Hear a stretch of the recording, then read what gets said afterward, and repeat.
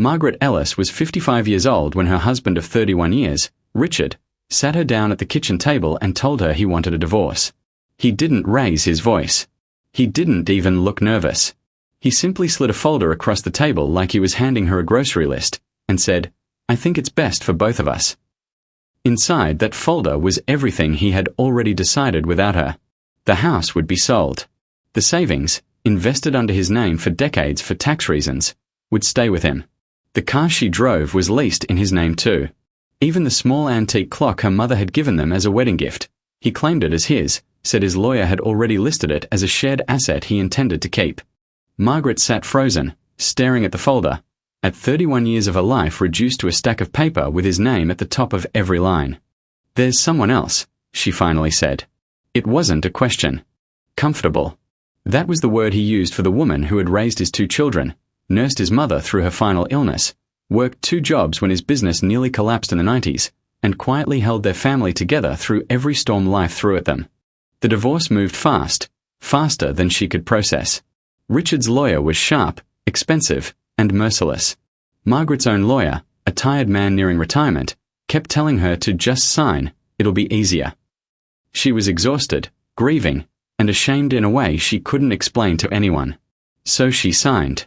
Within 4 months, Margaret Ellis walked out of the only home she had known for 3 decades with 2 suitcases, a small settlement that barely covered a year of rent, and a heart that felt like it had been surgically removed.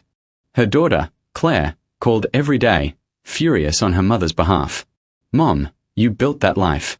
He didn't just take the house, he took your name off of everything you helped build." Margaret didn't have the energy to be angry. Anger required a future to be angry toward, and she didn't have one yet. Then, one grey Tuesday afternoon, while going through a box of old belongings she'd rescued from the house, she found a key. An old brass key, tied with a faded ribbon, attached to a tag that read, "Ellis Lanes, Dad's Place." Her father, Walter Ellis, had built a small bowling alley on the edge of town back in 1978. Ellis Lanes had been the heartbeat of the community for years. League nights, birthday parties, first dates, Friday night noise and laughter.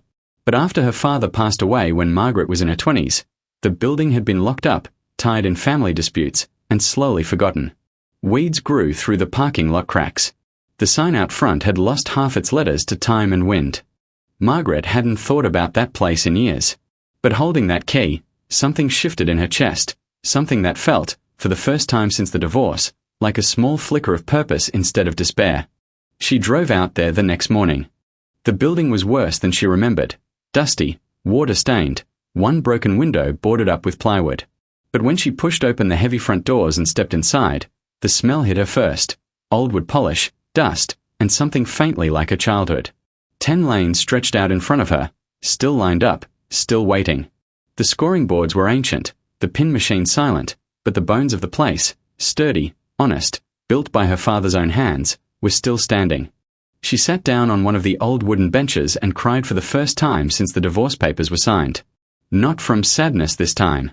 From something closer to recognition. Margaret decided, right there, that she would bring Ellis Lanes back to life. Everyone thought she was out of her mind.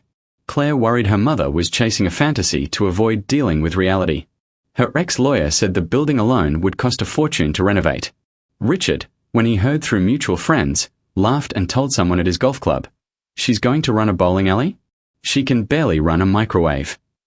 But Margaret had spent 31 years managing a household budget, raising children, handling contractors during renovations, negotiating with schools, doctors, and relatives.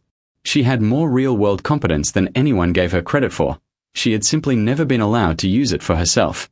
She took the small settlement money, refused to be discouraged by the low number, and put nearly all of it into fixing the roof first.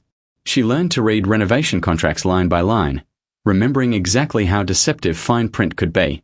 She negotiated directly with contractors, refusing to be talked down to. When one contractor tried to overcharge her, assuming she wouldn't know better, she pulled out blueprints she'd studied for a week and corrected his measurements herself. Word began to spread around town. A woman, alone, rebuilding old Walter Ellis's bowling alley. Some people came just out of curiosity. Others, who remembered league nights from decades ago, came out of nostalgia. A retired mechanic named Frank offered to fix the ancient pin-setting machines for free, for Oldwater's memory. A local teenager, Josh, started helping after school in exchange for free lane time, eventually becoming her first real employee. Slowly, painfully, month after month, Ellis Lanes came back to life. New paint. Repaired lanes. A refurbished neon sign that finally lit up again one evening, buzzing to life as the whole street seemed to pause and notice. Margaret worked harder in that first year than she ever had in her marriage, and for the first time in decades, every drop of that effort belonged entirely to her. She reopened on a Saturday in early spring. She expected maybe a handful of curious neighbors. Instead, cars lined the parking lot. People who remembered her father showed up with their grandchildren. Local news ran a small feature. Woman revives father's bowling alley after divorce, turns heartbreak into community comeback. The bowling alley wasn't just a business. It became something the town had been quietly missing. A place for families, for teenagers with nowhere else to go on weekends, for retirees who wanted somewhere warm and familiar to sit and talk. Margaret found herself, for the first time in years, surrounded by laughter that had nothing to do with pretending everything was fine. 2 years later, Ellis Lanes was thriving, profitable, respected, featured twice more in local press, and even hosting regional league tournaments that brought people in from nearby towns. Margaret had hired 3 more staff members, young people from the neighborhood who needed steady work. She started a Sunday program for kids whose parents couldn't afford lessons elsewhere, teaching them for free, just as her father had once taught her on quiet mornings before the alley opened. Claire visited often now, sometimes with her own children, watching her mother move through the building with a confidence she'd never seen growing up. "You built something real, Mom," Claire said one evening. "Something that's actually yours." Then, one afternoon, Richard walked in. He looked older, thinner, his expensive suit slightly wrinkled.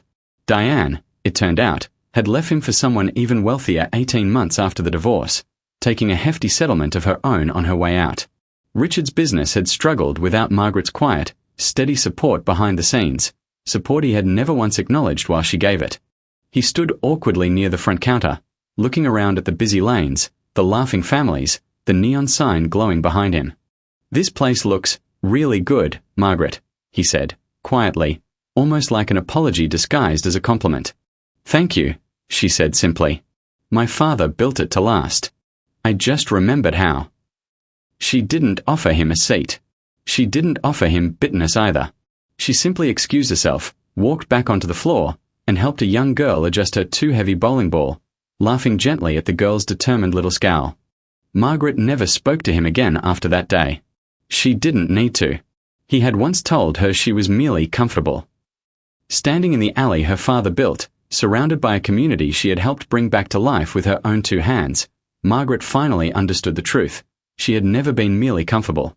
She had been the foundation all along, and now, for the first time, that foundation belonged completely to her.